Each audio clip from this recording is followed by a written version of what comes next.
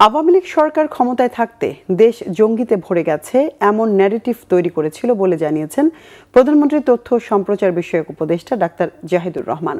দেশে জঙ্গি আছে স্বীকার করলেও এ নিয়ে খুব বেশি উদ্বিগ্ন হওয়ার কিছু নেই বলেও মন্তব্য করেন তিনি। সরকারের বিভিন্ন কার্যক্রমের অগ্রগতি বিষয়ে সচিবালয়ে এক সংবাদ সম্মেলনে এসব কথা জানান তিনি। উপদেষ্টা জানান, অন্তর্বর্তী সরকার কিছুটা গা ছাড়া থাকায় উদ্ভট বিভিন্ন ইস্যুতে যখন তখন রাস্তা অবরোধ হয়েছে। এখন আর সেই পরিবেশ নেই। দেশে জঙ্গিবাদের অভিযোগে জেল খাটার পরও এখন যারা জামিনে আছেন তাদের নজরদারিতে রাখার কথা জানান তিনি। বলেন, স্বাস্থ্য খাতকে সর্বোচ্চ গুরুত্ব দিচ্ছে সরকার। চলমান হাম ক্যাম্পেইনে 94 লাখের বেশি শিশুকে টিকা দেয়া হয়েছে। সীমান্ত হত্যা 75% হ্রাস পেয়েছে বলে জানান তিনি। এটা শূন্যের কোটায় নামিয়ে আনতে ভারতকেও এগিয়ে আসতে হবে বলে জানান।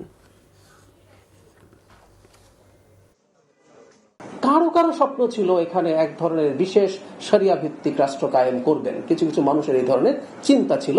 শেষ পর্যন্ত সেটা না হয়ে যেহেতু বাংলাদেশ একটা উদার গণতান্ত্রিক পথে গেছে, সেটা কারো কারো ভালো নাও লাগতে পারে। জঙ্গিবাদ জিরো কোঠায় নিয়ে আসা আমাদের লক্ষ্য। সেটা কতটা পেরে উঠবো আমরা জানি না, কিন্তু আমরা চেষ্টা করব জিরোর কাছে নিয়ে আসার জন্য, কারণ আমরা এই প্রবলেমটা স্বীকার করি এবং এটা অনেক বেশি বাড়াতে চাই না।